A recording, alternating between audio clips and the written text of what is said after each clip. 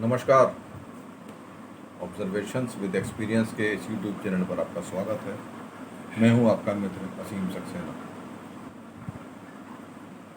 किसी भी असफलता से निराश हो जाना और किसी के उत्साहवर्धक शब्दों से प्रोत्साहित हो जाना एक स्वाभाविक प्रक्रिया है। ऐसा होता है और आगे भी ऐसा ही होता रहेगा। याद दिलाना पड़ता है कि तुम्हारे अंदर क्षमताएं हैं, गुण हैं, उनका सही दिशा में इस्तेमाल करने से लाभ मिलेगा। ऐसा करना एक बहुत आवश्यक गुण है और देवीय कला है, सबके पास होती है। हमारे ऑफिस के अंदर, हमारे जानकारी में ऐसे बहुत सारे लोग हमारी नज़रों के सामने से निकलते हैं जिनको एक झलक में हम ये आइडिया लगा लेते हैं कि इसके अंदर कौन से गुण हैं। जनरली हम निगेटिव ज़्यादा बोलते हैं कि बड़ा होकर बदमाशिया बनेगा या बड़ा होकर इसके लक्षण गलत दिख रहे हैं। यानी जब हम ये देख सकते हैं तो हम पॉजिटिव भी देख सकते हैं, देखते भी हैं, हम इग्नोर कर जाते हैं, वो एक अलग विषय है। जनरली होता क्या है कि बंदे के अंदर गुण तो हैं, उसको पता नहीं। मेरे फादर ने कोई नॉवेल पढ़ी थी, उसका उन्होंने एक अंश बताया था कि कोई एक बंदा था, अच्छा खासा बलिष्ठ था, तगड़ा था, लेकिन उसको अपने इन गुणों के बारे में पता नहीं था।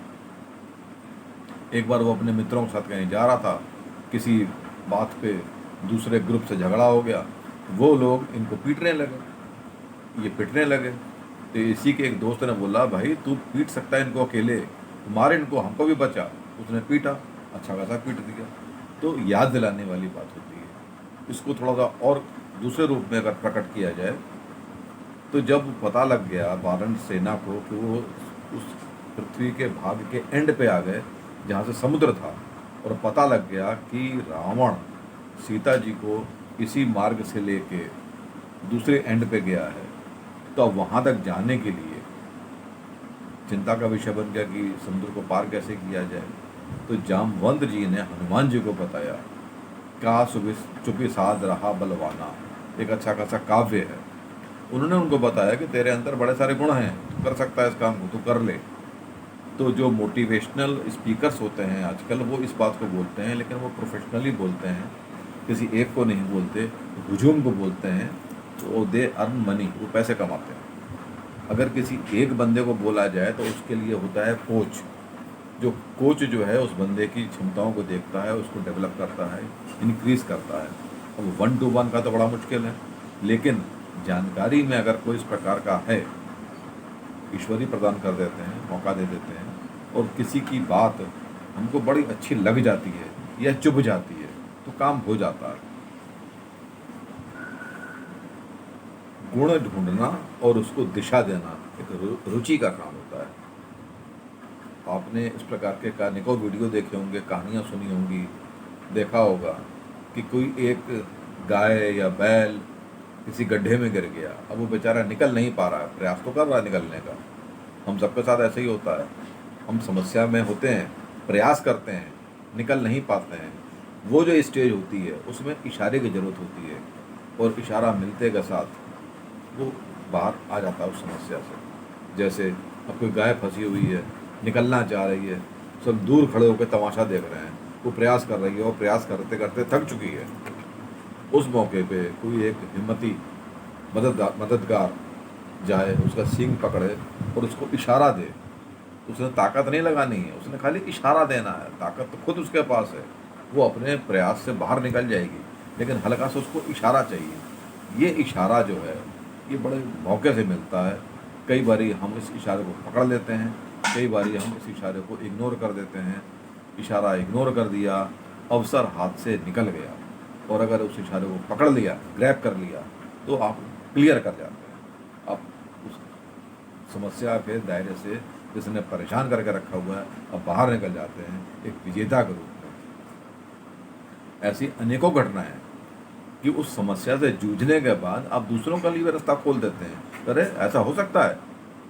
एक छोटे से एग्जाम्पल के बाद मैं इस कहानी को ख़त्म करता हूँ।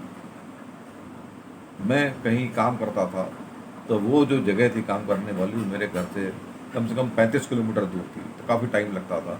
शुरू की बात है, तब इतने जाम भी नहीं होते थे, तब इतने आवागमन के साधन भी नहीं हुआ करते थे, दिक्कतें होती थी, और अपने वाहन से आना जाना थोड़ा सा रिस्की होता था कि बड़ा दूर जाना है, सन्नाटे रास्ते होते थे। अब तो इतनी भरावट हो गई कि पता नहीं चलता कहाँ से कहाँ आ गए। उस मौके पे मेरे घर के पास किसी कंपनी का इंटरव्यू आया, एडवर्टीजमेंट आया।